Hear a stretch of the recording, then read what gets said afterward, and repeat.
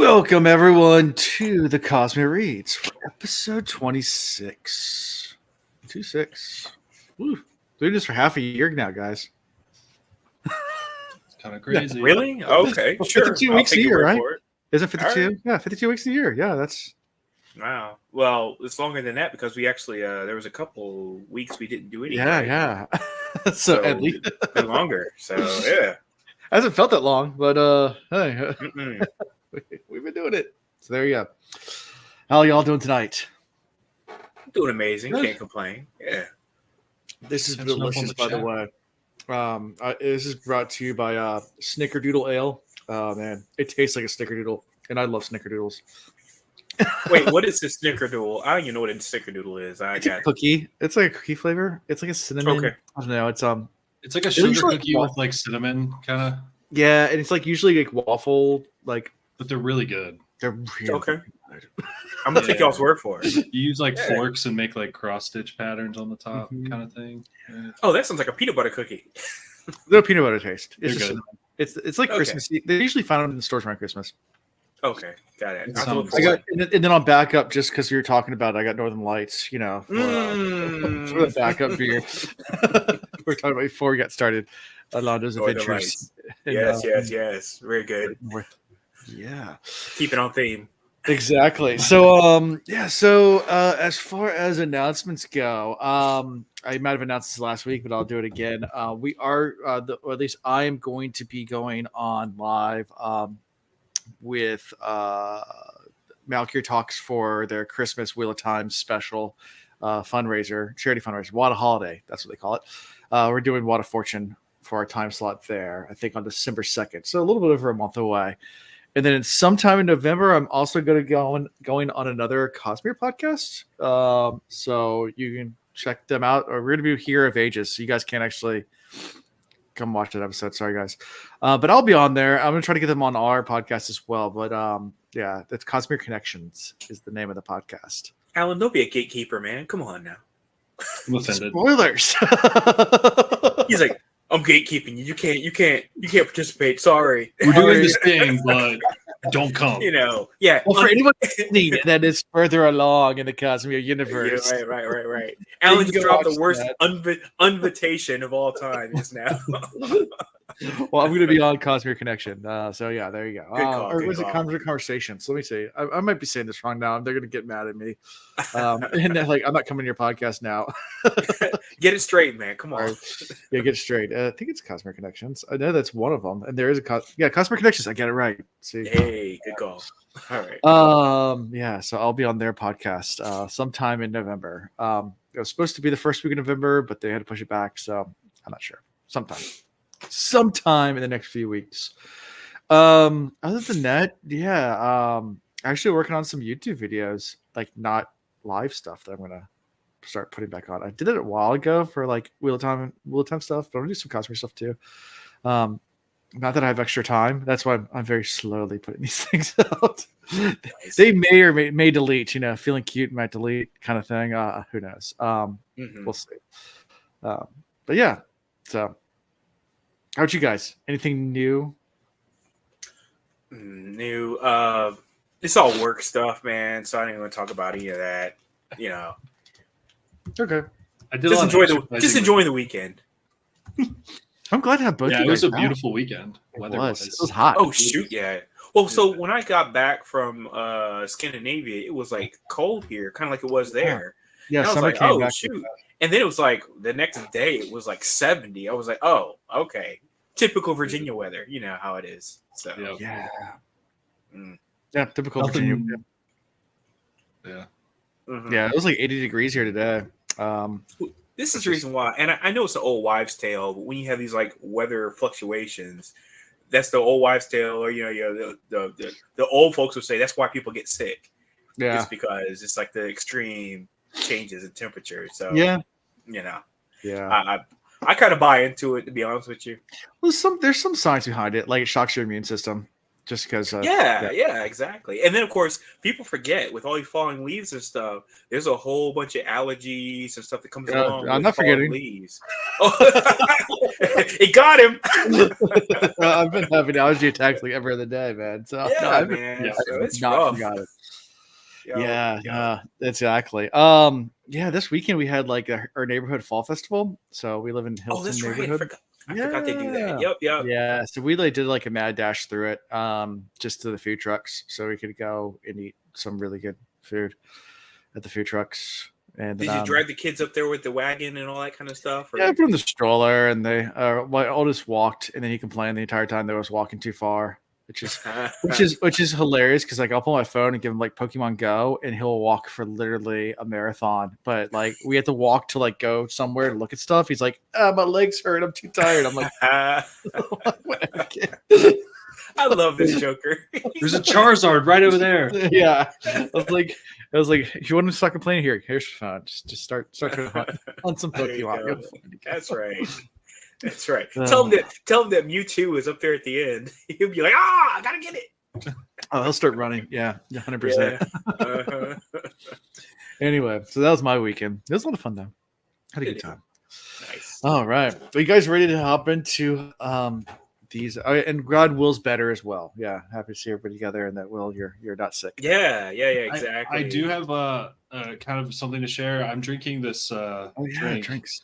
And I haven't decided if I'm going to call it a mist or a deepness because it kind of looks, like that. But okay. It is really fancy. It is Tito's vodka with Fresca and a splash of ice.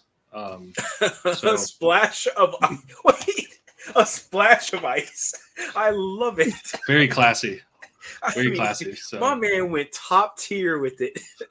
Not and a couple ice cubes. I put it in a shaker. Of ice. I did put it in a shaker. So nice. you need to go find. It's a Fresca. You need to find. It's just discontinued now. But Sierra Mist. Oh, no longer make. Hey, Will, don't knock. They actually have some pre-made cocktails, Fresca cocktails. They're very rare. They're not particularly good, but at least it's something just different. Speaking of which, I have Fresca in my drink too. So mine's got peach whiskey in it and some other things, and then Fresca is a topper just to kind of add a little effervescence to it. So well done on the Fresca, man. Cheers, buddy. That's right. Yeah. Cheetos and soda. I'm just drinking beer. Sorry. Snickerdoodle beer though. Hey, that's right. Snickerdoodles. Yeah. And then Northern Lights if you need it. So. Yep. Yeah, I'll get to that eventually. We'll get to that before the end of tonight. I remember Sierra Mist. Yeah, Sierra Mist. It got discontinued. I can't remember what year it was, but yes, right. 2003. Let's see. It's been that long since. Shoot! Yeah. I can't believe it's been that long since. No. It wasn't discontinued in 2003. That's when it went into the U.S. market. Okay. It was discontinued. I can't remember when. I'm trying to look it up. Here's an article. January last year. Good trivia question. Wow, yeah, because I love trivia. So because of all time. Speaking of which, I got the worst trivia question of the day. Somebody said, "Hey, this network was discontinued," and blah blah blah blah blah. They said Cartoon Network, and I was like, I don't think Cartoon Network is discontinued. I mean, they still air like Rick and Morty and stuff like that. How is it discontinued? So Here's some trivia for you. Do you know the difference between toilet paper and wallpaper? And wallpaper? Okay, that's not trivia. That's a joke, man. Come on. It's a riddle. That's not trivia. Do you know the difference? Besides the fact you shit on one? Most people say, no, I don't know the difference. I say gross. One's for your ass, one's for your balls. Just say no, and I say gross. Again, riddle. That's not trivia. That's a riddle. And was it Pepsi, Crystal Pepsi? That was another one that's discontinued. Man, yeah. It's the weirdest thing though, having a clear liquid. Yeah, it tastes like cola. Still kind of tastes like cola. It's like your mind can't get your head wrapped around it. Yeah. And by the way, those bottles go for a pretty penny on eBay. They do. Yeah. Find one. Mm-hmm. Okay. You remember when they made a blue one? They made a blue Pepsi. Yeah.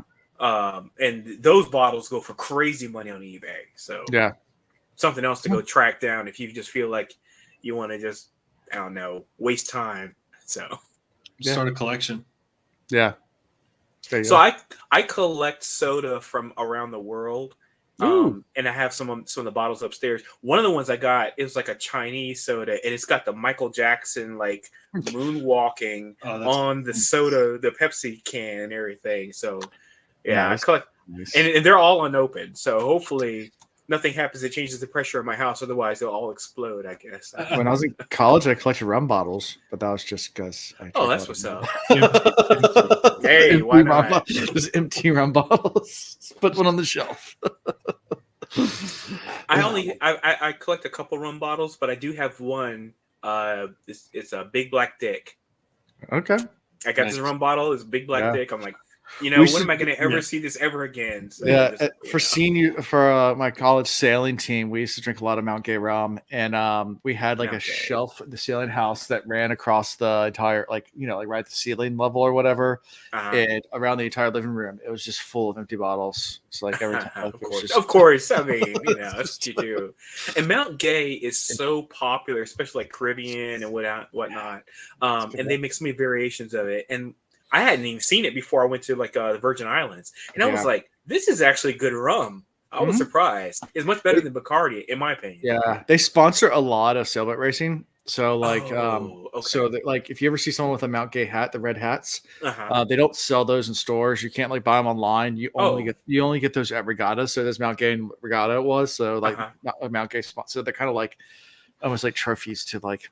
I'm still Control. mad somebody stole my Black Seal rum hat that I got from our race. Yeah, Black Seal Rum sponsors the Hampton one. Yeah, Nice. But what happened? Somebody stole it. You just left it somewhere. I probably fucking left it somewhere, but it's gone. That sucks, And man. I won it because the point guy who was on the bow of the ship was out, and I replaced him, which I was totally inexperienced for, and so I got the hat. And you lost it. And so that was like a great souvenir, and you don't have it. I swear to God, sucks, people man. always steal hats from me. I don't know what it is. Like my old school like 1975 Redskins hat. I actually got that one back though, but like it's a thing. Oh wow! Don't try to steal a hat from me because I'm on it now.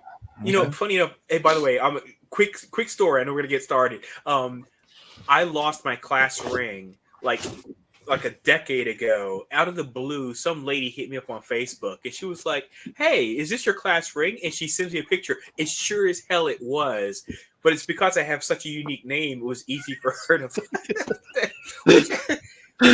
It's a bowler hat. I know, but it's you like Heisenberg for a second, like you're trying to like sell meth.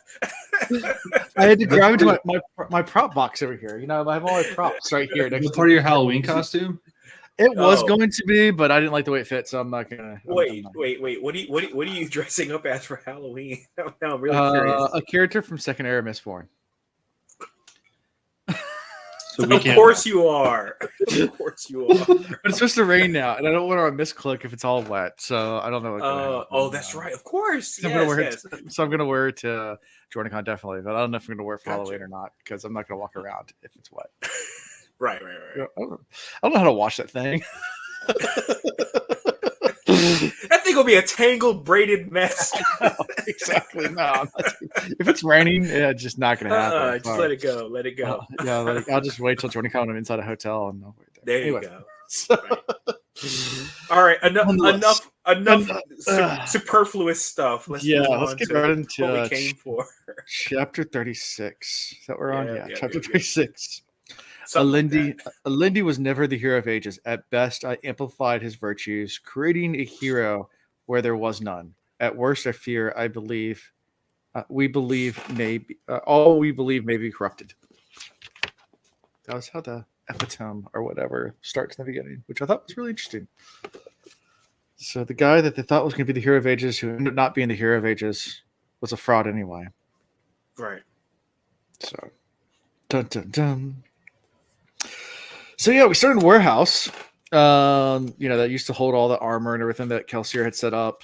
Where it stays his point of view. Walking through, kind of marveling all the preparations that Sazed had made. A group of new refugees has arrived there as well. And I think these are the same ones that came from the village that the Colas were attacking, right? Right, because Caesar remembers the lady's name using his copper mind or tin. I can't remember. Yeah, but he remembers things about them. So, right. Yeah. So they have a nice little chat back and forth just about everything going on, and is there hope, Master Terraceman? As long as he breathes, there is hope, dear woman. Yeah. So, yeah. So and they're just kind of going back about everything, and I guess anything from all this before we get to him talking to Breeze and everything. it was just it was a shift in tone. Starting out this chapter, it really, because it's really dire. It talks about like the poisoning of the water, stuff like that. So it really just kind of just puts a damper on the mood and the general feeling right at that moment. So which you need that perspective. Sure. So that's good. Yeah. And Tindrill's there as well, along with Breeze, who's sitting in a chair in a 3-piece suit. I need to add that, a fine 3-piece suit. Of course he is. Of course he is. Yeah, and so he just feels bad for all these people. Like their lives are terrible in the Lord Ruler, and then everything's kind of fallen apart for them as well. And now there's tons of people coming in to Luthor, and they can't feed everybody, so it's like they're out of the pot, out of the pan into the fire kind of thing. It's just right. Nothing's working out. And there was something that was said, made it sound like that they're having to deal with the Kolos attacks or whatever too. And I'm like, geez, I mean, so now here it is, you're like already a refugee, and then you got to fight bags of meat. You're done. You're done. You're not going to make it, right? Yeah. Oh, and then if you do make it there, then the supply of water and everything is poisoned too. So good luck with that. Yeah. Yeah, it's pretty dire. Yeah, it's like the battle is starting to come inside of their walls just because they poisoned the wells. Right, not a pretty sight. They're taking on all these people that are sick. Yeah, and we know they're starving too, from what Ellen said earlier. Oh, right. So, on top of all that, on top of everything, you also got nothing to eat. Yeah. Things are not looking good. No. Yeah, and then I guess Caesar does talk a little bit with Tendril about just the I guess whatever his rubbings, I guess you could say, the he made from the conventicle of Saren, and says he wants to discuss that more. And then we kind of switch to Breeze's point. Yeah, we switch to Breeze's point of view after all that. Right. So, anything from all that before we switch over to Breeze? Oh no, I'm excited to switch over to Breeze's point of view because, I mean, every time you think that Breeze is just casually sitting around, you kind of find out he's doing things, right? Yeah, he's doing work all the time. You don't realize how much work he's doing. So. Right. Yeah. And Breeze is using Elementia to soothe everyone that's there. He's soothing the refugees, even Sazin and Tendril, everyone. Yeah, he's working on Sazin too. I mean, I was like, oh man, that's right. I keep forgetting. Every time if he's in the area, assume he's working your emotions. Sure. 100%. Not that he's and again, he's against manipulating your emotions, but he'll work your emotions in the positive, so that way you're in a better state of mind, etc. So good on him. Yeah. I liked the reminder that they had this stockpile of weapons, because that was like a flashback into the first book that, I hadn't thought about in a long time. All the work they put into, overthrowing the Lord Ruler. Yep. I don't really think it's going to amount to much at this point. I mean, it could, but I just like that reminder, into where things were a while ago, because it's easy to forget with all the things that are going on right now. So, yeah, agree. Good point. Yeah, and he's trying to calm everyone's emotions down. I mean, that's what he's trying. Even though he's acting completely nonchalant and breezy, he's acting like Breeze. I keep wanting to say breezy without saying breezy, but it just makes sense. You're welcome. I just picture easy, breezy, beautiful. His like full 3-piece suit and like a rocking chair. And he's like doing all this work, But he's like sitting there watching the clock. He's like, God, when can I leave? When am I done here? Right. Yeah. He's definitely the only dude in this entire book I could see owning a pocket watch. Oh yeah. On a chain, by the way. Yeah. I used to collect pocket watches, so of course, yeah. I have a few pocket watches. I have no need for them now. I know I don't use them. I had so I gave one of them to my daughter actually last week, just because I was like, hey, here's something cool. Here's a pocket watch. It's like an old pocket watch. It still works. A couple of them don't, but that one still does.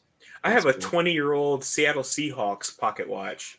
Yeah, cool. Don't know what to do with that. Just I have it. I used to pick them up like at estate sales and like in yard sales and stuff like that. Like when we were driving around, like and we'd find one. If I ever found a pocket watch, I'd pick it up because a lot of times they're actually worth something and people didn't realize. But what I found is like there's a lot that they're worth a lot, but then there's not a big market for them. So no, it's like, people don't care about pocket watches like they used to. When they do sell, they sell for a lot, but then usually they don't sell at all.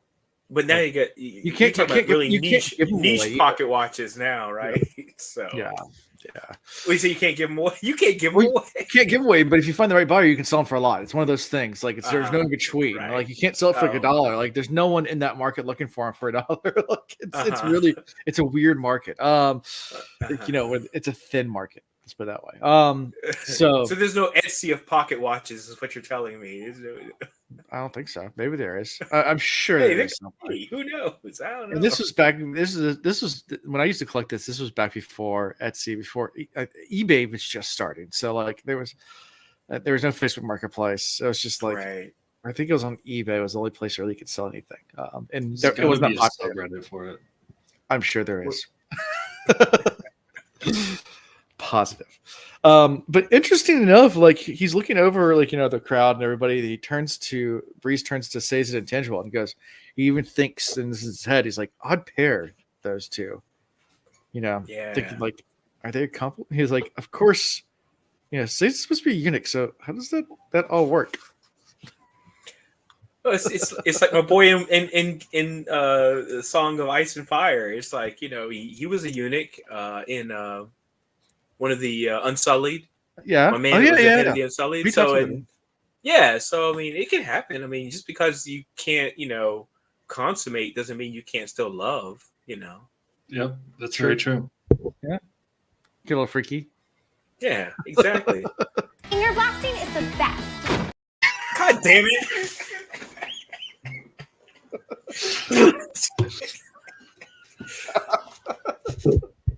You were gonna find a way, and there it was. Just waiting for it. What was that? Are we sponsored by them? What is that?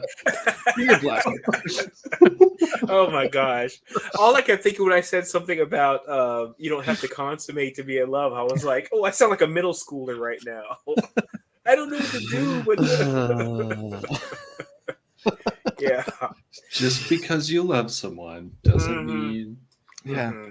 And her being a breeder, like as 7-Eleven said, she really had enough.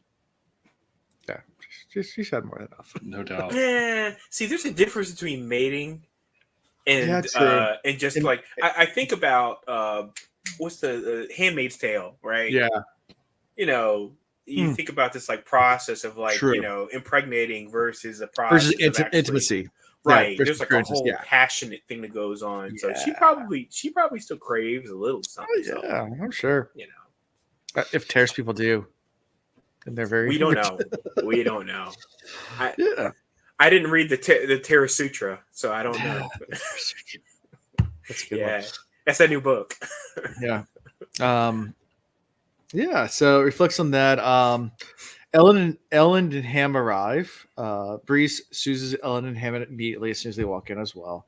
Mm-hmm. And then Breeze returns to the palace to share a bottle of wine with Clubs. It has a really interesting conversation with Clubs. So, I mean, anything from Ellen and all that before we get to the conversation with Clubs, because grumpy old man Clubs, like, quit soothing me. This whole dynamic between Breeze and Clubs always throws me because it's like, I feel like they actually are like best of friends that really, I feel like it's the two old men from the Muppets who sit in the balcony, and they like pretend like they kind of hate each other, but they hate everything, but really they're the best of friends and there's no way they could operate without each other. Sure. I feel like that's Clubs and Breeze to me. So for all that talk about analogy. Yeah, he's all like, "Oh, here's clubs, the grumpy clubs," and clubs is like, whatever. And then at the end of the day, I feel like they're probably like best of friends, you know. Yeah, and even Bree said like, "I'm the reason why you almost didn't join the crew, right?" Like, yeah, exactly. Because and clubs going on like, quit soothing me, because clubs is smoking the entire time or whatever. Try to prevent that. Is like, quit trying. I guess they talk more about like their ways of like. That he says, I don't like soothers in general, just because even if I can block them from soothing, they still manipulate. That's all they do. Exactly. Yep. So, just an interesting little conversation between them. Mm-hmm. Yeah, I can't help it. I always touch the emotions of everyone around me. Anyway, but he's good at it. Soothers. I kind of wanted. I thought it was interesting. Like, I think between when he was like, helping the refugees and when he got back to meet with clubs, he's talking about like, he passes the guards and he sees how tired they are and like, sends them a little uplift in their spirits. And then he sees the maids like working really hard and like, the scullery maids. Yes. Yeah. He like soothes them to like be more chatty because that'll make the time go by faster. Again, he works hard. Yeah. Like you already touched on that, but that I thought was so cool because like we haven't had a whole lot of depth into Breeze, I don't think at this point, other than he's a soother, but that made me realize like, he works really hard to affect people in a positive light, just like you already said, Alondo. Like, and I just thought that was so special and cool. Breeze is such a good dude, but he also like touches on the fact that like he's almost like bored at this point. Like it's second nature to him to do that. Which is why he has that grumpy old man attitude. He's just like, fuck it, Meanwhile, he's making everybody feel great. Yeah. And clubs is, very, very pessimistic about it. We won't last another month. And Breeze, yet we are here. I spent all day making the squad feel better. In fact, their families were slaughtered. And I spent the day training soldiers, basically just saying, I spent all day trying to make people feel better about everything. Right. Clubs and shakes his head. Kelsier gives the city, made us responsible for protecting it. And Breeze says, but we aren't those kind of people. We're thieves and scammers. We shouldn't care. I mean, yeah. So they have this kind of. They were all selected for a reason. I know it comes up later. Kelsier selected every one of these people for a reason. And they're like, oh, we're just blah blah blah. We're just thieves and whatever, and like you said, scammers. And there's so much more than that. And Kelsier was trying to do his part to bring out the best of them. And he knew that they would like work, so well as collective, and they would bring so much, and they would kind of bounce off. Energies would bounce off of each other. And they all sell themselves short about what their purpose is, but really they all have a very specific, very meaningful, very important purpose. So good on Kelsier, by the way, for picking up on that for all these people in that crew. Good for him. Yep. And then Alariana Set comes in. Breeze is like, I shouldn't think of you this way. And the moment he said that, I was like, oh, that's right. So I was like, it wasn't said before. She's an Alamancer, isn't she? Because he said I shouldn't think this way. And I was like, wait a minute. So he's already got doubts, but he's being influenced. And the moment I thought to myself, he's being influenced by this young lady, I was like, she's an Alamancer. She has to be, right? Yeah. And then sure enough, a couple moments later, you find out, confirmation. Sure. Thoughts about the little Miss Set? Little Miss Set. We've already met Shan. We've already met Lady Kliss. So yeah, there's a pattern forming. Yeah. Yeah. Vin says he just couldn't imagine a little puff like this. Nice. I just imagine Jigglypuff. Pokemon. There we go. You said Jigglypuff. Nice. I love it. I Little love pink it. Jigglypuff. Yes. Or like Kirby, maybe just floating around. Oh, Kirby. Yeah, Kirby. Yeah, that works. But I Kirby's like badass. I like Jigglypuff better though, because Kirby's badass. If you give him an opportunity. Jigglypuff does kind of like, riot you. Spoiler alert. with the 30-year-old spoiler alert. Yeah. Well, speaking of rioting, Vin then observes Alejandra using Alamanchy to riot Bree's emotions. So she's at least using the other half, not soothing, but rioting. So the other half of things, and and we get a immediate confirmation that she's an Allomancer, which is like, right. Thank you, because I was like suspecting, and then immediate confirmation. I was like, all right, very good. But then immediately Vin's like, could she be Mistborn? And that's when she's like, could you imagine her flying through the sky? Nope. I'm like, no. No. Just be too much. But she's at this point, Vin's talking with Osir as well. So I mean, talking to her, says Clubs isn't the Contra. I could sense this copper cloud. She's good enough. Most people that are smokers that burn copper, can't be determined. But of course, Vin's not most Mistborn. So she said she felt pulses come from him. So confirmed, it ain't Clubs. So she shifts her focus to Demue, who from last chapter, that's who her main focus was. And by the way, let's remember that this whole idea that if they possess allomancy, that they can't be a Kandra, that's it. It was pseudo confirmed by Osir, but not completely confirmed. He kind of gave allusions to it, but he didn't give 100% like seal of approval, like stamp down and be like, yep, if they can do allomancy, then they're they're not a Kandra. He didn't say that 100%. He was very vague and evasive about it. Yeah. So I'm waiting for that, flip to happen, and possibly the spy that I don't care about turns out to be somebody who has the ability to do allomancy. So I'm not writing anybody off right now as possibly being the spy or the Kandra. The Kandra are sus. I don't know nothing about them. They keep everything close to the chest. Exactly. That's the reason why. So even all this stuff about, she's like, oh well, because they do such and such, they're not a Kandra. I'm like, I'm not in on that yet. So yeah. Kandra says a lot of things. And doesn't say a lot of things, because there's a lot of times that she's inferring and understanding because he's quiet. Yeah. So he'll be like, we'll get to that a little bit later, but there's a certain scene where I definitely want your guys' opinions, and it comes a couple chapters later. But we'll talk about it, and I want your thoughts on it.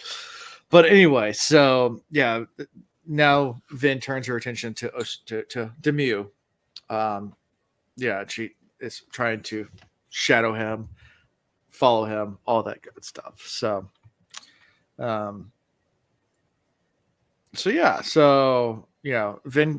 goes to the guards and says, "Where's Demue?" And they're like, "Weren't you supposed to be watching him? Like she paid people or got people to watch his movements? Like, oh, he left a while ago to go on his rounds. I don't know where he is."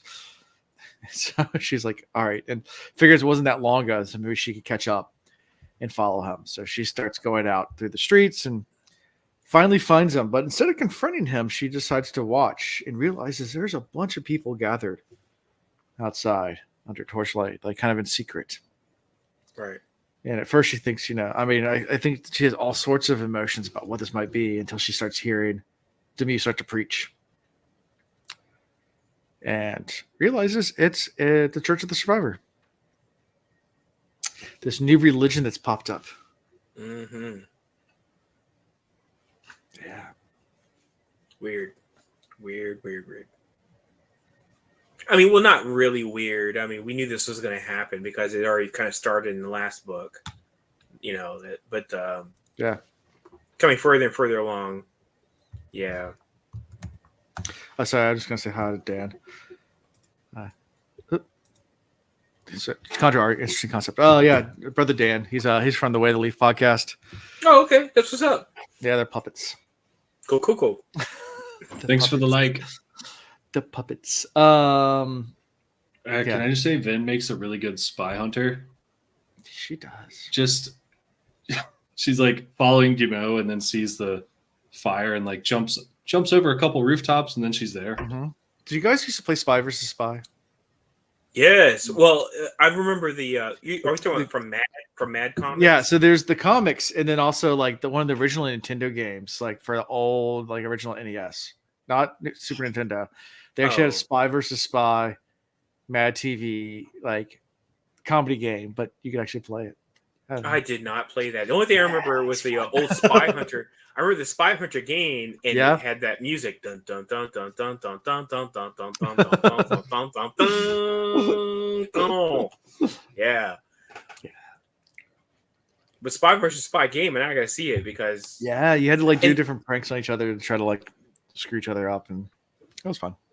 And for those that don't remember, because I'm going to go ahead and date myself yet again. So the alternative to In Living Color back in the day was Mad TV. Mm-hmm. And Mad TV, they used to have Spy versus Spy, like little mini skits, in the show. And they had like all these animated like Spy versus Spy joints in that. So I know those are real on YouTube. So if you get a chance, check them out. They're funny. They're still funny. I mean, they hold up. Spy vs. Spy, released in 1984 for Nintendo Entertainment Console. Yeah, you gotta check it out. The retro gaming, man, it's free. Oh yeah, go check it out. It's free. It's making a comeback though. I saw one for sale at Target the other day. You saw what for sale? Like the original Nintendo console. Oh, dude. Retro gaming is a huge deal. For those that don't know, like all the comic books I have behind me are graded, right? And you can get like baseball cards graded, all that kind of stuff graded. You can now get video games graded. So like if they're in perfect condition, you get them graded. Retro gaming is big money right now. So if you have an old game like in your mom's attic or something, and especially if it's like a game that wasn't that popular, crazy money. Yeah, all kinds of crazy money. If you have original NES and it still works, they're worth money. Yeah, absolutely. I have the original PS3 that came out, the big version that came out, 60 gig, and because it actually has the full components of a PS1, PS2, and PS3 in it, and it they would overheat, and so I actually pulled it apart and put thermal paste in it and fixed it. I looked it up. That thing's like $700 now that people want to pay for that thing because it can do all the things. Oh, the original Chrono Trigger. It plays everything. There's only like 6 games it can't play. You have Chrono Trigger. Dude, that's selling for like $700 on eBay. Right Shut the front door, dude. That is crazy. That's great. Oh, in their box. That's money right there, man. That is money. Chrono Trigger, and that thing was so good. It's not sealed. Okay, let's still. It doesn't make a difference. It doesn't make a difference. I mean, you're losing some value, but that game was so ahead of its time, and it set the genre for JRPGs at the time. Chrono Trigger win. Yeah. What was it that someone did a video like the pitching of Metroid, like pitching that the game, like it's like so I got this new game idea. So I was like, all right, go ahead. It's like, so you start the game by going left. Wait, is that possible? Like, the exact route. Like what is this possible? Like, and then at the end, she takes off her helmet. And it's a girl. It's like it's a girl. What? What? Sorry, spoiler alert if you never played Metroid. And it was a big reveal because it's like all of a sudden at the end, it's like it flashes a couple times, like the suit comes off, and it's like a lady, and you're like, okay. We digress. Anyway, so Demu's preaching about Lady Vin being the one that's going to defeat everything and bring back the sun and all the green plants and everything like that. And Vin's just kind of wincing in the corner, like, this ain't good. I don't want to be nobody's hero. But yeah, so kind of gets to the point where she's just like, well, I don't think he's it. the culprit anymore. Like, this is why he's hiding. He's not hiding because he's a Contra. He's just a fanatic.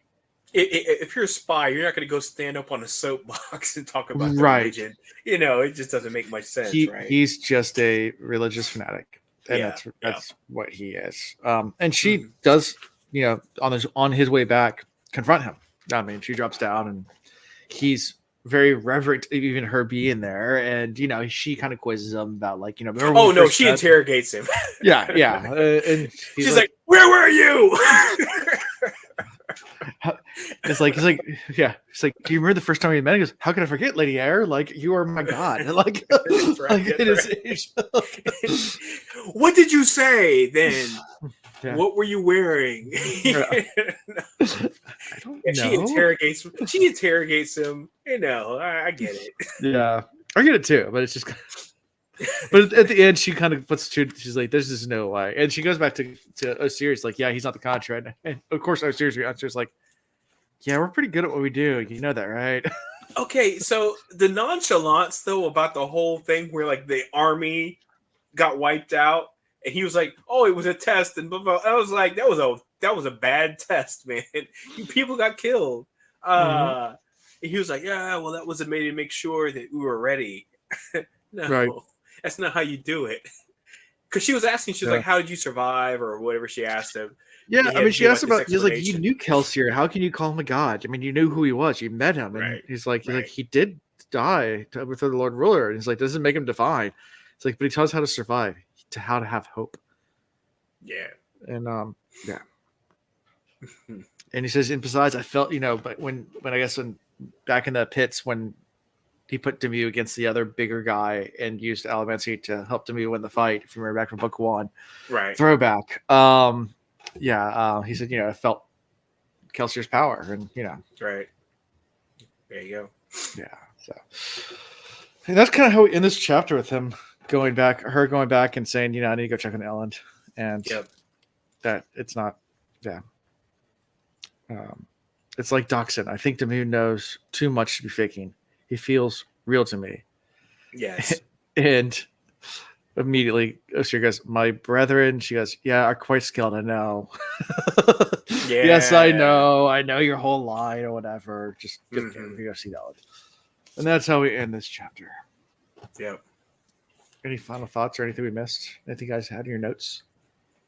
I just like Vin being part of the Spanish Inquisition. Nobody expects the Spanish Inquisition.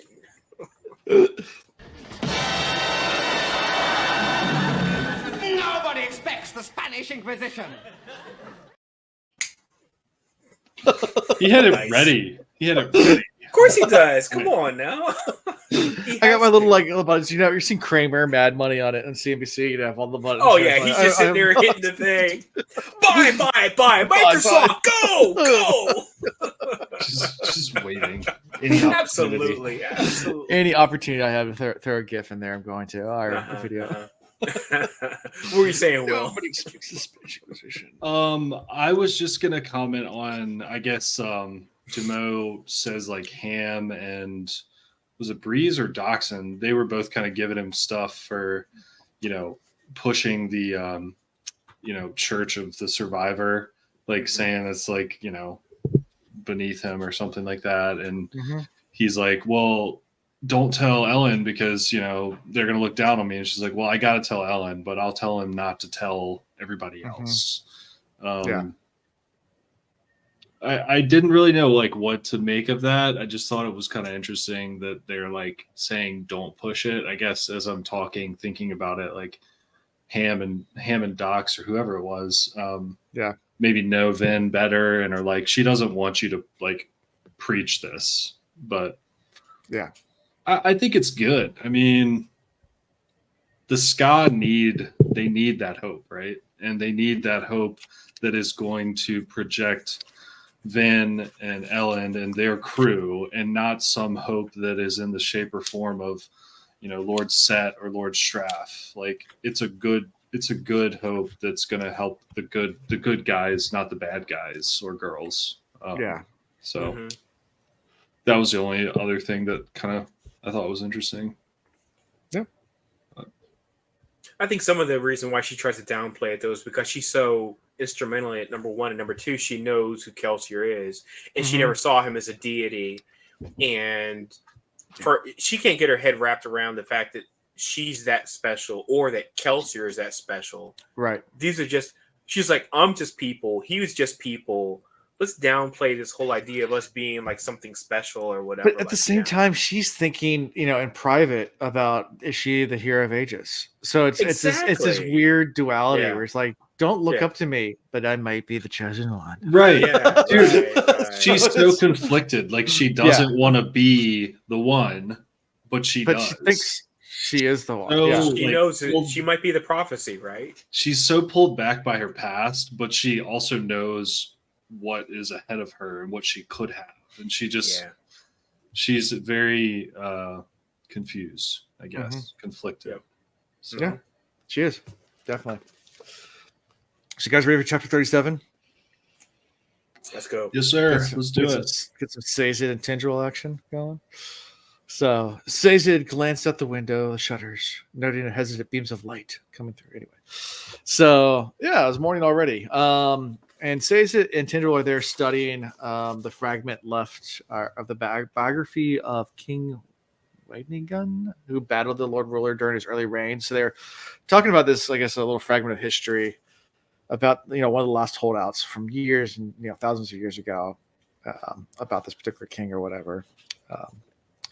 Can I just say, when they start talking about the sun's coming up, and they're like, "Wow, we've been at it all night," like just the dynamic right now between Sazed and Tindwyl. I was like, is he trying to hint like, "Wow, we've been doing something all night"? Finger blasting is the best.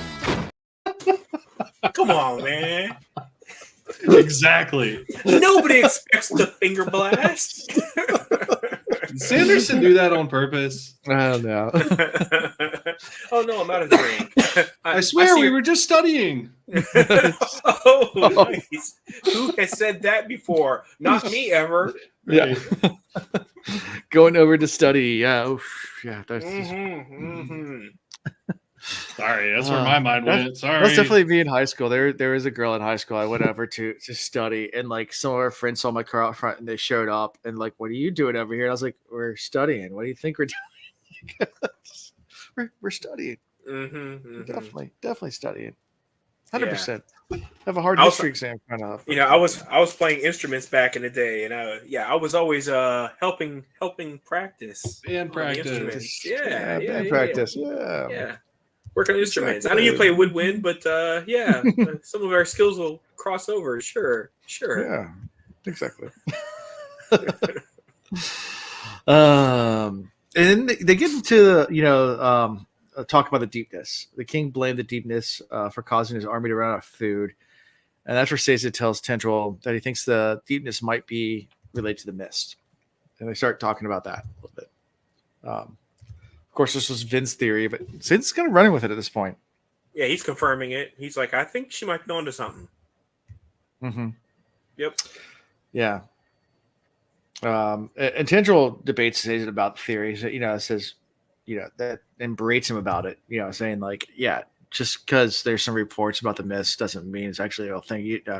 And you're not helping the cause by just like exaggerating or keeping on these little rumors and stuff like that.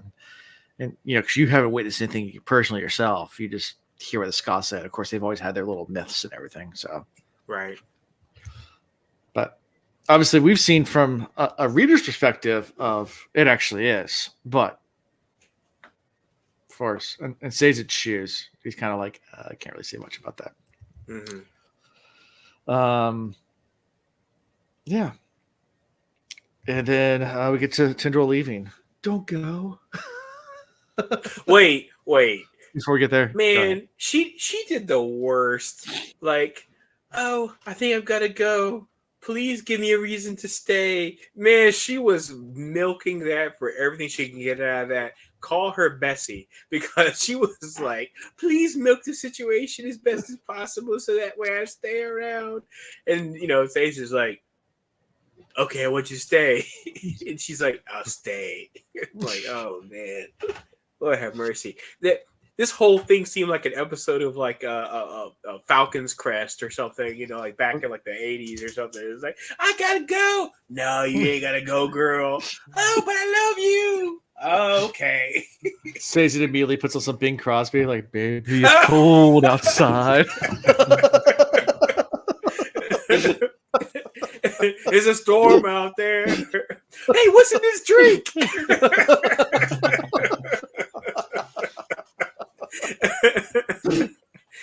See, immediately you should have put on the finger blasting joint right there. I wasn't ready. Finger blasting is the best. Oh man, that gift. The gift that always gives. It always gives. It's great. I love how I can use gifts I use for the Will Reads and cross them over to this. It's cross appeal. Cross appeal. It is. It's great. Yeah. So yeah.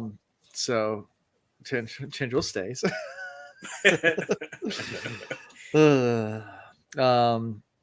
Yeah, and they I guess at this point, I'm trying to go back to my notes so fast. Tindril states she's leaving to give advice to Ellen's armies, but expresses she stays. Didn't we? I guess after all that, we switched to Ellen and Ham for the last part of this chapter, right? And they're just walking along the city, doing a little patrol. Ellen's discussing his desire to remain king and protect the people of Luthadel. Have this nice little conversation between him. So, any thoughts on that conversation? Anything that you guys had? No, the whole chapter for me was all about Sazed and Tindril. That's all I cared about. Everything else was like, whatever. It was all about that situation. Yeah. What camp are you guys in about the deepness? I mean, do you guys have a theory about what it is at this point, or do you think it's the mist? And then what is the mist? Like, what actually is it? Like, no, that's a interesting question. So there's two things here. One is that what was the thing that they were trying to deal with the deepness, and why do they call it something other than something really obvious, right? Yeah. I mean, I would say it this way: 1,000 years from now, if somebody says, "Man, remember 9/11?" people be like, "Why is it called 9? What happened?" You know, that kind of thing. And so I feel like they use this like really like broad general term to describe what the deepness was. Sure. But I feel like whatever the deepness is, that's the thing that the Lord Ruler was still helping to prevent from coming back, because he was like, if you take me out, so that you're going to run into some problems. Whatever that thing is I think the deepness coming back. And I think the mist is part of it. But what is it that he was doing? What could one dude do that would keep it away, right? So did he have to go out every so often, like, sacrifice a puppy, or what was it? And so I got a lot of questions there about the deepness. I don't have any answers. They just but the questions keep multiplying as we keep. It's like the younger Dryas period of Earth, like a really weird, ambiguous place that when the glaciers formed. Yeah, right. Yeah. It's the deepness. What does that mean?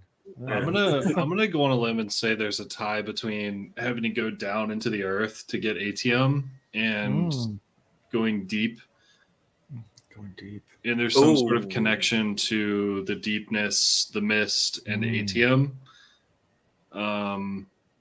That just, I need some more time to kind of expand on that. But trust me, there's a Will. I think you're onto something, man. What if whatever it was he had to do required him to burn ATM, which is why there is no ATM now.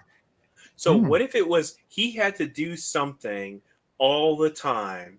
And he's like, man, I got to use ATM because it requires so much power to do whatever it is, which is why there's no stores of ATM.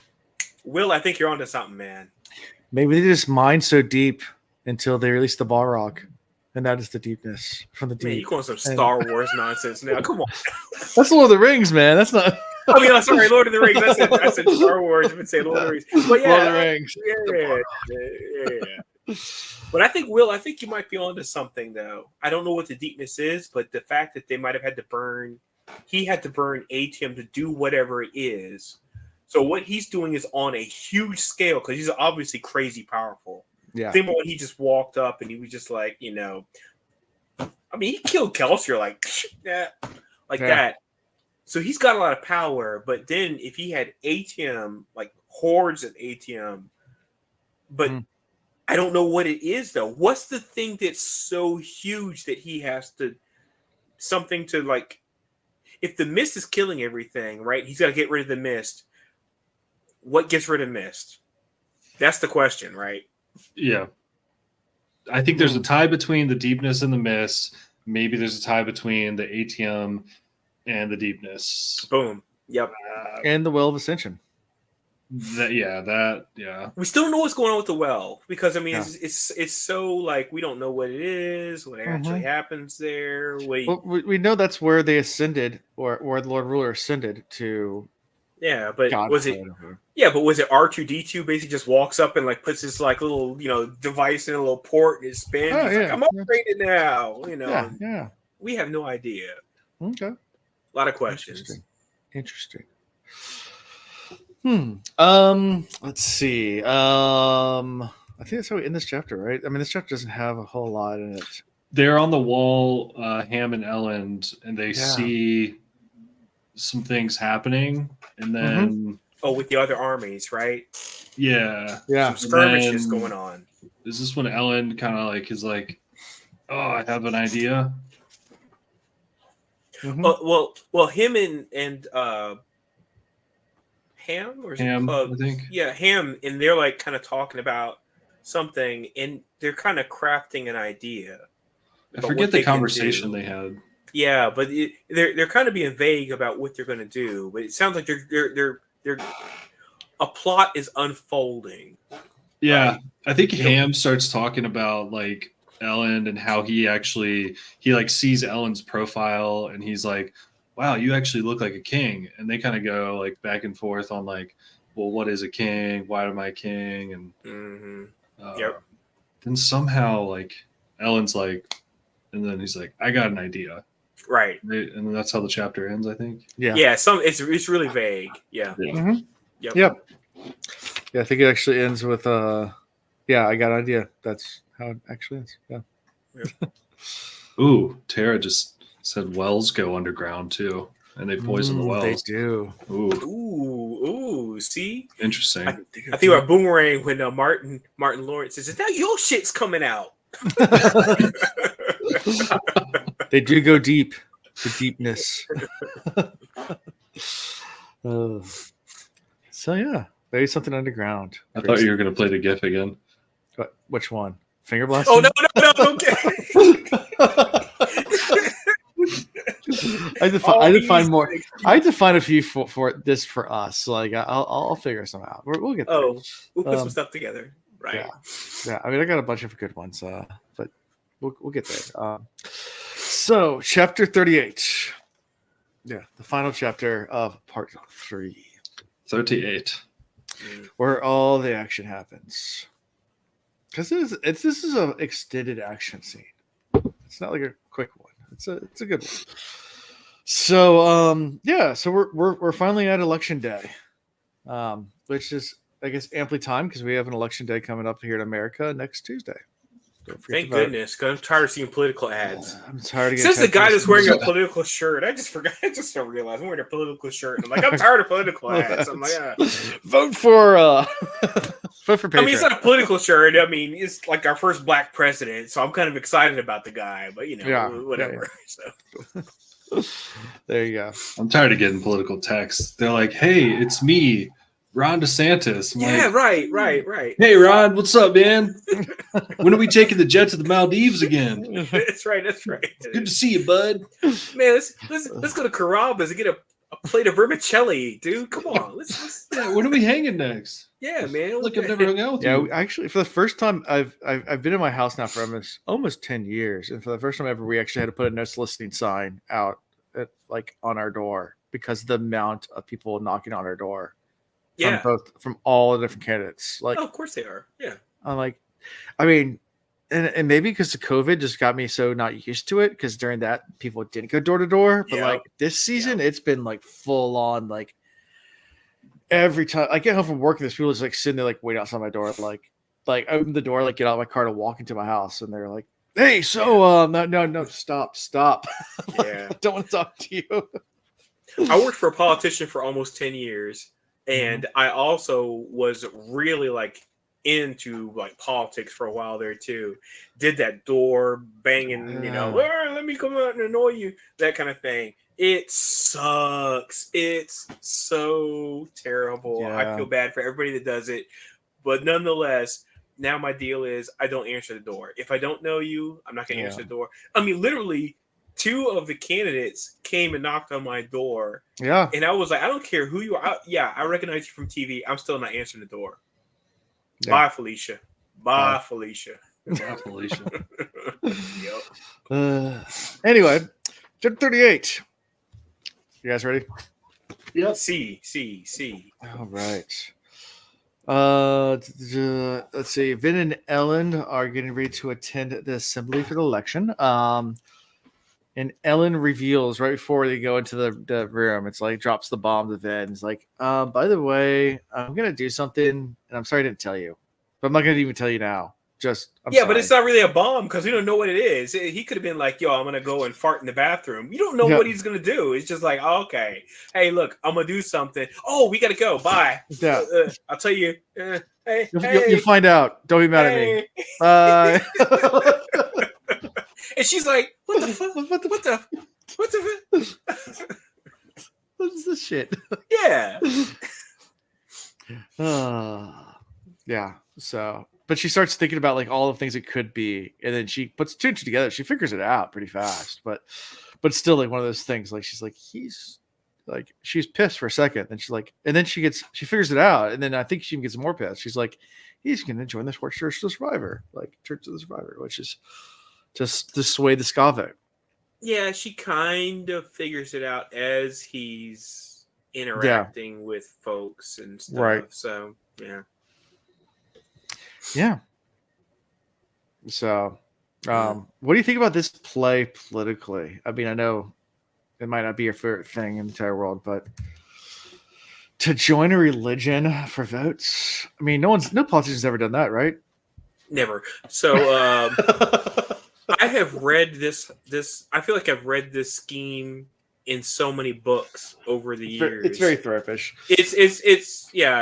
I've where it's like, oh, let me align with the religion and play on that so that way I can get the votes because fanatics be fanatics, right? And so you're like, hey, they will align with whoever the church leader says is like the anointed one or whatever.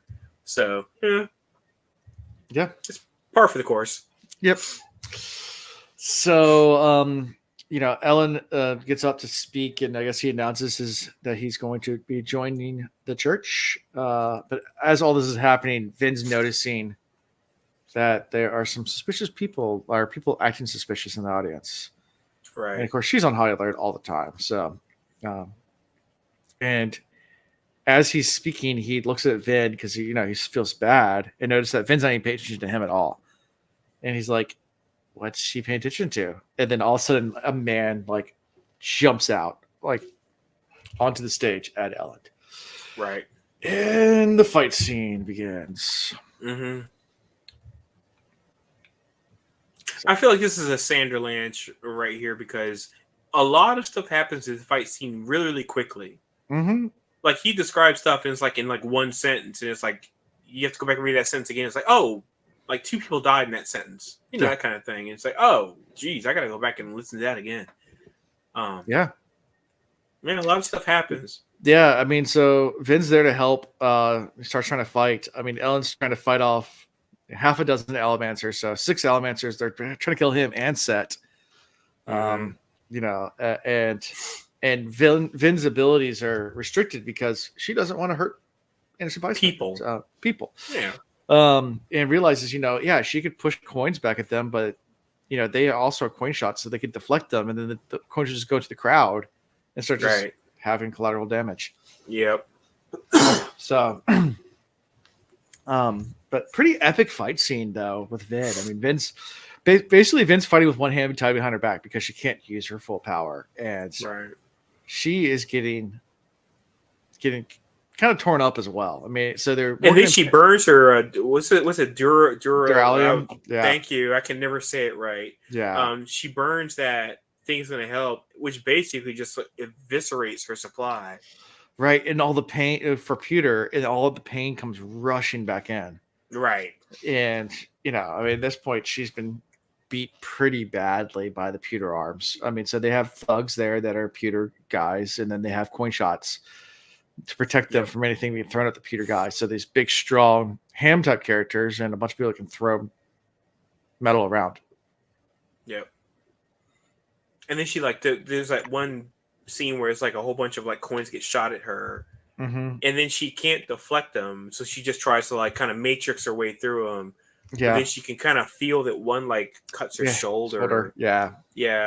Or something. It goes pretty bad in. I mean, it's pretty the amount of blood she's talking about losing. Because remember she's got no tens. She's got nothing to help her. At this moment, she is she's screwed. Seriously, I mean, she's just moving around, but it's you're just a regular lady at this point in time, right? Yeah. You got no medals, you got nothing. Right. And then she tries to pull another metal vial out, and the coin shot sees it and pushes it away from her. Yep. And then Osir comes in to save the day and attacks one of the men. So Contra is supposed to attack people. That's what the Contra said. Yeah. But... Question marks. But he jumps in a situation and he immediately gets his skull cracked. And I'm like, oh god, dang. He came teeth flaring. I mean, he wasn't coming in just to... Oh yeah, he wasn't just peddling in hey, what's going on? He was coming in and they were crack him, and he's like, ah. But he's Contra isn't supposed to hurt any people at all. But he's got the contract, right? And the contract was created by Kel, wasn't it? Yeah. And I feel like the contract was to protect Ben. Okay. So I feel like that's where the contract can can supersede any of those things. Yeah. Yeah. I didn't see anything weird about him coming in doing that. Yeah, they're not supposed to kill. I guess they can still hurt. I mean, protect. I would say anything goes on with protect, right? So that means if he wants to go at your nutsack, he go at your nutsack. Yeah, there you go. But he comes over and just kind of after his head gets crushed in, he sits and just looks over at her and smiles and is like, with his jaw hanging off. Yeah, jaw hanging off. He's like, hey, check this out. Look at my shoulder. And look at my shoulder. Look at my shoulder, right? Go inside of me. Right there. Ben's like, oh shit, another foul. So yeah, so she gets her pewter back, and then realizes that Ellen's not doing well in the fight. I mean, he's doing okay, but at this point, she needs to work fast and forgets about the guy she broke the leg of. She's killed a few people at this point, and she's kind of one by one picking them off. Right. But the last guy she forgot about, she took his leg out, comes back, and gets on top of her, and it's not looking good. No, not at all. A lot stronger, and all she can think about is what Ham said to her, your size is what's going to be your limiting factor, because at the end of the day, you still start with a certain amount of mass. It amplifies that, but if you have greater mass, and they both are both burning the same metal, yeah, it's you can't win that. Yeah. So, but then she decides to use Duralium again in a last ditch effort because it's the last guy, and full on Game of Thrones. Right now, eye sockets. Yeah, just like a grape, just explodes the head right in front, and the brain matter, everything sprays over Ellen. Ellen's just horrified looking. Yeah, she just comes up. She's like, "Got out!" She's like eye sockets, and then boom, and it's just whole head cantaloupe style, just explodes. headless corpse. Yeah, I think it's how it's described. it Headless is. corpse. It is exactly how it's described. Okay, yeah, it's like damn. Head goes boom. Yeah, exactly. Yes. Just and all she can think about is how horrified the look on Ellen's face was just horror. Yeah.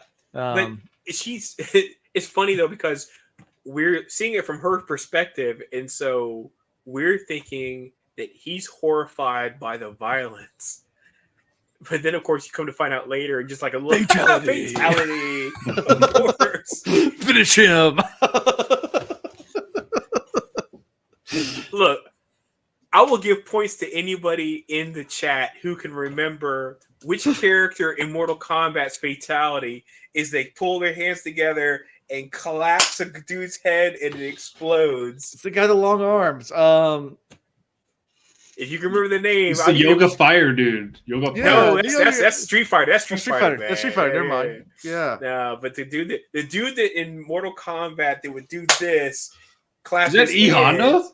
No, you still think it's Street Fighter, my Street man. Fighter. All right. Is it If rated? anybody remembers, there it is, Jax. Rated. Got it. Oh, Jax. Well done, 7-Eleven. So yeah, Jax, he was like, the black dude, he was like half robotic. And that was his fatality. He would just go black. It's like your whole head gone. I remember Scorpions would rip the guy's spine out. And, That was Sub-Zero. Oh, Sub-Zero okay. would rip the spine out. Scorpion would actually, in the first would game, take the helmet off and fire. fire Yeah. bones. Yeah. Toasty. Yeah. Mortal Kombat. Yes. Get over here. Get over here. It's the best. Good times. All right. Anyways. Another segue. Sorry, guys. So his head explodes. Ellen's mortified, and Vin as she fades to black because her pewter runs out and the pain just is too much. Oh yeah. All she can think about is, what have I done? Like, Ellen's never gonna look at me the same. Like, this was horrible. And I love how the rest of the crew's just like, what, you never seen a Mistborn fight before? Like, Yeah, they're like you're dating a Mistborn, right? everyone else is like, that's a Tuesday. What's your issue?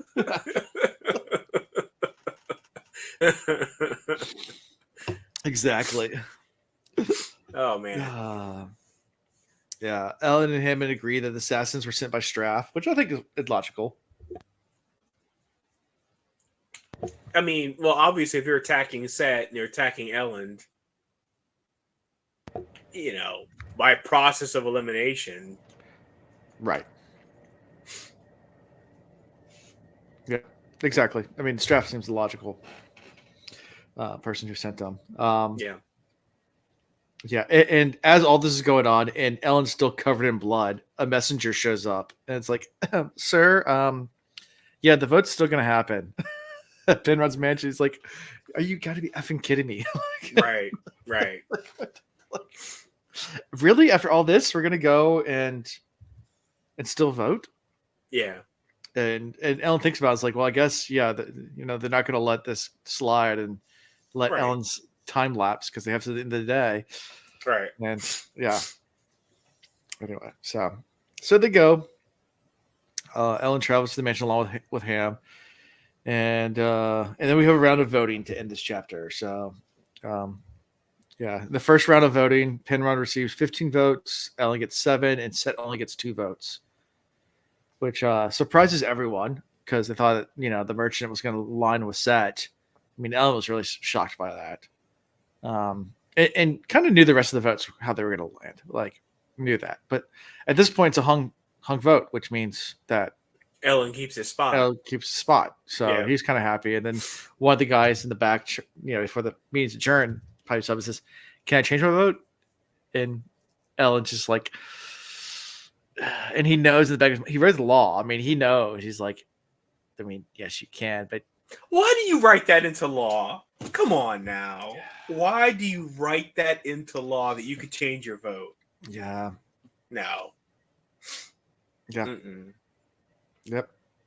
But he did. Yeah, that's where his nobility bit him in the ass. Yeah. Big time. I think it's his youth bit him in the ass in that one. Yeah. Thinking that people wouldn't want to change their vote, and they're going to commit to who they want to commit to. It's like, dude, it's a political play. Right. Come on now. And with 2 votes that don't matter, I mean, obviously Seth's not going to win. So he's thinking, oh yeah, I got it locked in. But then it's like they change the votes, and it's like all he needs is that 2/3 majority. 2/3 majority. Yep. And Penrod gets elected king, and Ellen concedes. And that's how we takes the crown off, the crown off, and sets it on the whatever it was, the dais or whatever it is, the mantle. Yeah. It turns and leaves. Yep. Yeah. When I finished reading that, all I said to Tara was, "Ellen's a baby bag bitch." Damn, you went in harsh, man. I was so mad. I was so mad when that happened. I was like, God damn it, dude. Oh, he just hands over the crown. Here you go. You're gonna need this. This guy is too soft for his own good. He's not willing to. Again, every book I've ever read, it comes down to and I know it's a term now, affiliated with one series of books, but the Game of Thrones is a hard game. Yeah. And it's been said in so many books before, and it's even in history. It's a hard-ass game, and you cannot have any allegiances, and you cannot be soft even for a moment in the Game of Thrones. Yep. You got to be willing to take that crown. You got to get cutthroat, et cetera, et cetera. Yeah. By the way, I'm looking forward to this Napoleon movie that's coming out that Joaquin Phoenix is going to be, because I read that autobiography, the 37-hour autobiography or whatever it is. I am super excited. I hope they capture a lot of that. But Napoleon, man, he was cutthroat, ruthless. But he had to be, because that's what it takes to get to the top and to maintain your spot at the top. A lot of famous dictators are leaders, Julius Caesar was the same way. Was extremely brutal. Oh, don't even talk about the Caesars. Lord have mercy. That's a whole other thing, man. Those guys are brutal beyond brutal. Well, Julius Caesar actually, when he got kidnapped one time for ransom, and he actually convinced the pirates that kidnapped him that they were asking too little. He actually convinced them he said they were asking for ransom. He's like, oh, I'm worth a whole lot more than that. Come on now, so he convinced them to offer a higher ransom. Meanwhile, it's he became friends with all the pirates, and then as soon as he was able, I guess he was able to somehow connive. You have to look to wiggle his way around it, get freed, and then turn around and kill them all. Of course he would. Of course, and take his money back. That's the way it works. That's the way it works, man. Game of Thrones. Act like they're friends. Played cards with them. It's we can be friends. Listen. I'm gonna be on your side. Listen, this is how much money you can get from me. So you're gonna ask not for $100,000. You ask for $1 million. They're gonna pay you, and we're gonna be friends now. Because I helped you out. And they're all like, yeah, he's our friend. And it's all right, let's go ahead and get that payment in. All right, now kill them all. So he was playing Stockholm Syndrome, but he didn't give a shit about them at all.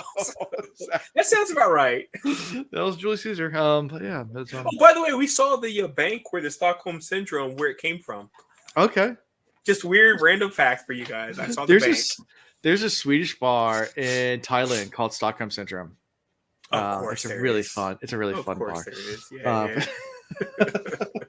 It's really fun. But yeah, so that's how we end it with that's good old Penrod becoming king. Mm-hmm. Yeah, I'll be honest with you. I could have told you what the end of this chapter was going to be at the beginning of the chapter. I was like, he ain't going to keep this thing. I was like, he's too soft. He's too amenable. It reminds me of the thing I hated in Godfather 3. There's a lot of things I hated about Godfather 3. There's a couple good parts about Godfather 3. But the fact that the good Pope gets killed, and you're like, oh man, the good Pope dude, he got killed. They poisoned him. And I'm like, of course they're going to poison him. He's a good guy. Yeah. That's how it works. You can't be good and play the Game of Thrones. You got to be ruthless, but put on an air of being good, right? So yeah, I knew. I was like, Ellen ain't keeping that spot, man. He's getting taken. I half thought he might get killed, but I was like, there's something about him. I don't think he's disposable like that. Yeah. So yeah. Yep. Even when he put the assembly in place, that was I was like, oh, that's not good. and it's shown through this chapter and maybe the chapter before when they're talking about how really this chapter when he talks about using the Church of the Survivor to win more votes. But then you realize everybody on the assembly is career politicians, and they're all involved in the market. They're in the merchants, from weapons to clothes to food to everything. They know the wheeling and dealing that takes place. Like it's like the ska that worships the survivor is the bottom level, and then you have the economy that runs shit.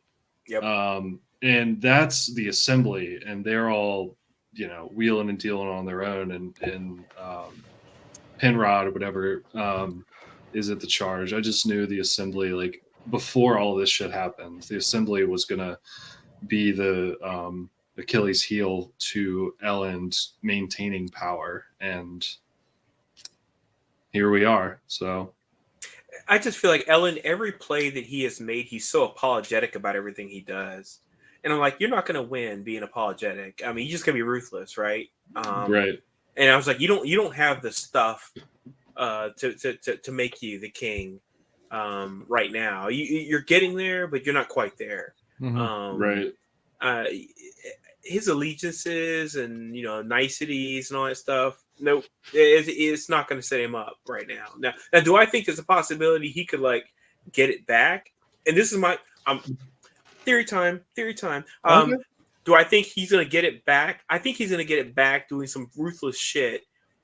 So ruthless it's going to piss off Vin. And that he's going to piss her off, possibly alienate the crew, et cetera, but get himself back into a position of power because he's going to realize that's what it takes to be, in the throne. Right. Yeah. On that notion, he is a descendant of Lord Straff, right? So he's got it in him to be a ruthless bastard because he witnessed it. Yes. Right. And I think this is the hard lesson learned, that you can be nice and you can go off of philosophy and theology all you want, but there's also a hint of real world experience that you only get through trial and error, through hardship.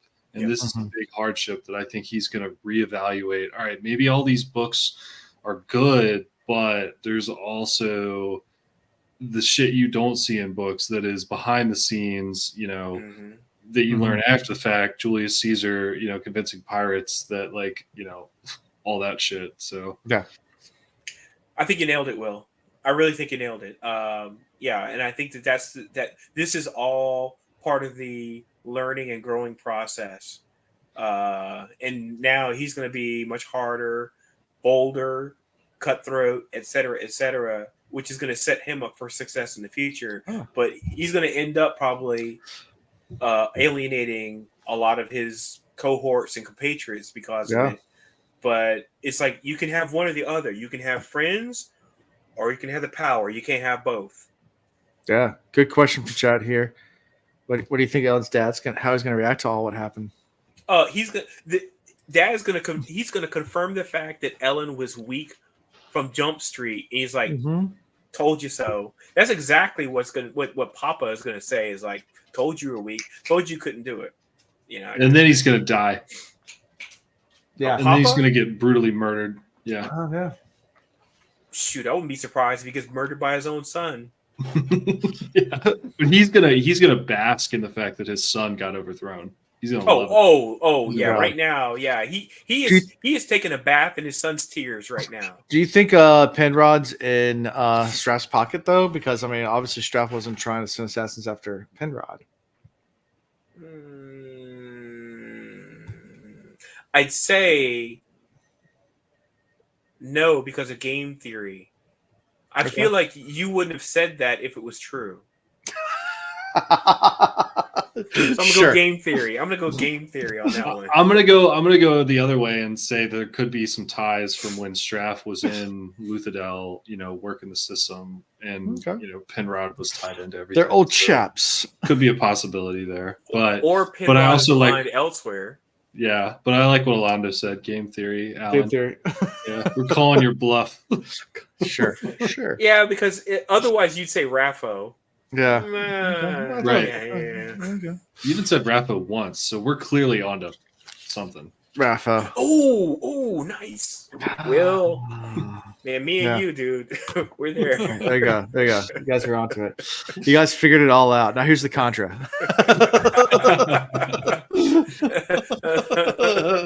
The Conjure is Alan's dog. Oh, that's close. That's close. Got Jesse! There's Jesse. Got Hey, him. Jesse. There she is. There you There Nice. she is. Hi, sweetie. go. She gets a rare YouTube appearance. And that's where you hear the ear flaps. Mm. From time to time. Love it. Yeah. Anyway. Yeah. Streamer secret. Throw them something that's actually true now and then to confuse them. Not saying it is.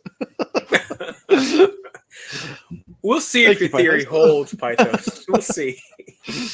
Anyways, yeah, puppers. Yeah. So that's what we end this section, part 3. Next time we'll be starting part 4, which is called Knives. Mm.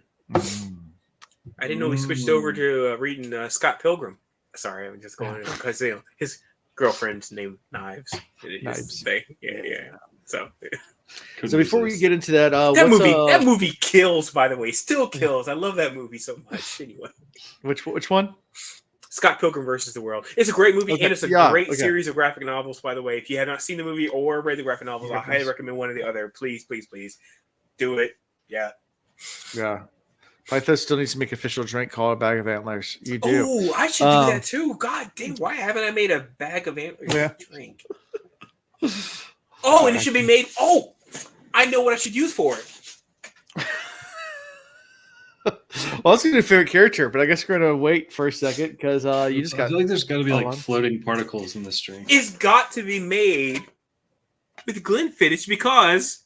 Oh, because it has antlers. It has antlers on it, dude. I got to make it with Glenfiddich. Dude. It's going to be a Scotch drink. Antlers. All right, so. Scotch. I'm working on it. Okay. We should have a competition. Who can make the best bag of antlers drink? Yeah, but you have no way to. How are you going to judge it? I mean, nobody. I don't know. Is it only off the looks? You do looks. Yeah. Oh, just based on looks. You could be like the Black Tower podcast. We can turn to them where they have official book of mixology where they actually have competitions. So what we can do then is I can try to come up with a cocktail and I can post it. Now you're gonna have to go out and get the ingredients yourselves, judges, viewers, whatever you want to call it, and then you guys can evaluate it yourselves, and then you can let us know what you think is the best. But I gotta come up with something. First, it's going to be a 70-year-old aged Glenfiddich, goes for $10,000 or more. And everyone got to buy a bottle right now. I thought about it. In fact, I was like, I'm pointing at my 15-year-old Glenfiddich. I was like, that's a little pricier. I don't know if that's really a good thing for me to start with as a base. Let me figure something out. Let's see. You can get a 1961 35-year-old vintage Glenfiddich for $7,000. Oh, okay, got it. So, all right, they take layaway, right? Yeah. Okay. They take payments, right? Payments, right. Yeah, monthly payments through a firm. A firm, that's right.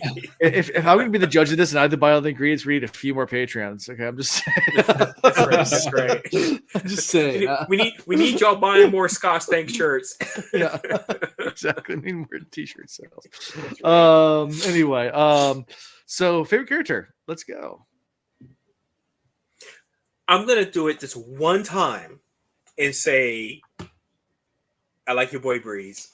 I'm gonna say it this one time. This one time. But he's so cool. The fact he's been doing all this behind the scenes work, soothing people, this guy is doing it for the culture. Love him. I had no other choice. The whole time I'm reading, I'm like, damn it, it's gonna be Breeze, isn't it? It's gonna be Breeze this time.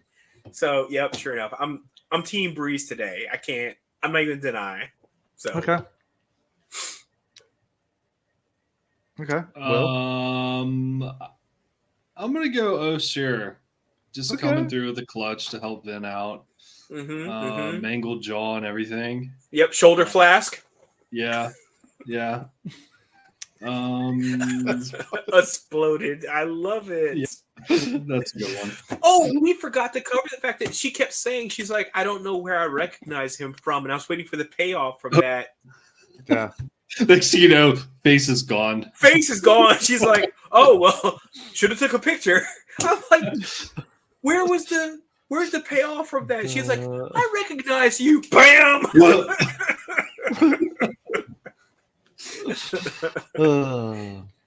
Yeah, like, I fought you before. Huh. So Osir, okay. I'm gonna go with Sazed, just because. Finger blasting is the best.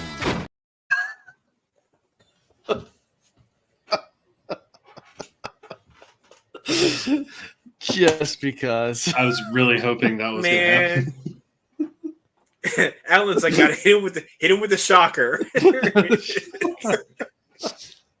Wow.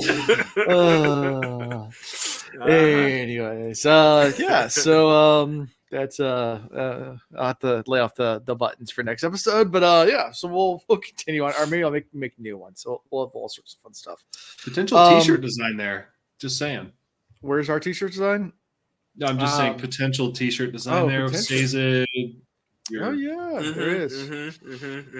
There is. Yeah, we're still working on the Scott Snake T-shirt. We got initial like the preliminary ones. Now, of course, a while ago. if you do the Say That T-shirt, you know you got to put the nickname has got to be Blast from the Past, right?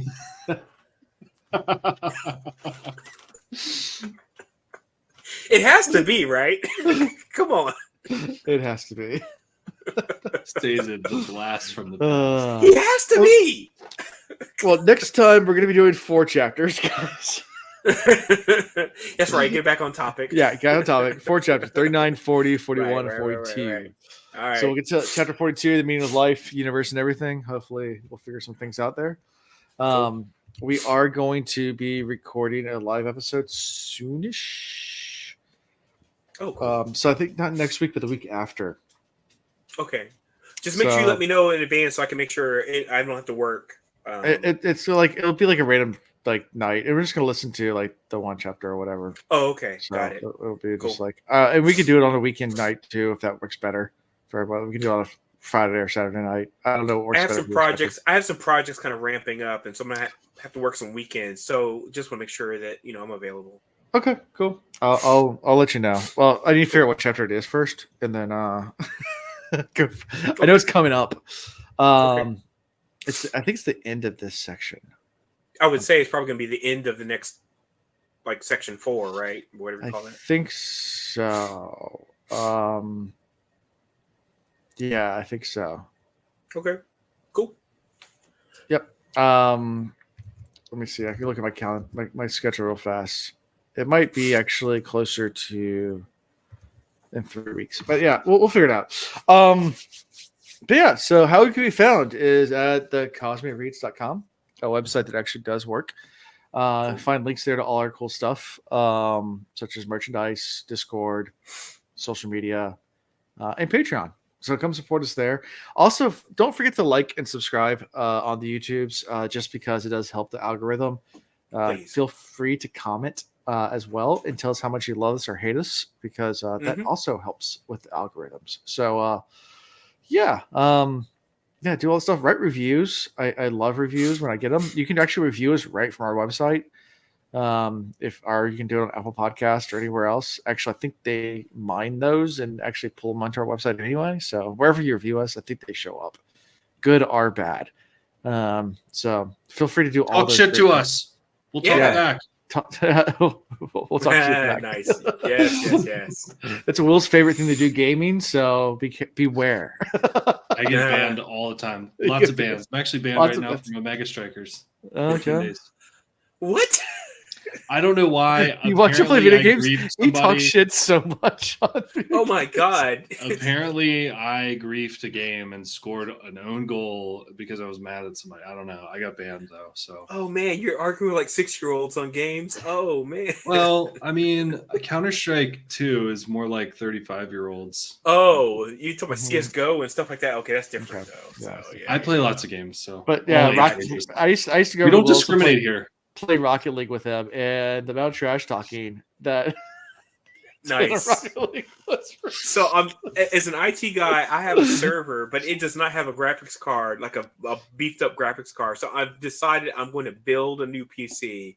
So once I get the new PC built, probably within the next 6 months, I'll be able to join you guys on some stuff. So let's go. Don't join me. I just play grand strategy games, so I'm a lot more. Sea of Thieves. Sea of Thieves. I haven't played that in forever. I need to get back. It takes so long. It's a huge time suck, but it's fun. We had some pretty epic nights playing Sea of Thieves. Yeah. So anyway, that's all I got. Subscribe. Yeah, comment, subscribe. Until next week, guys. Yeah. Stay stanky.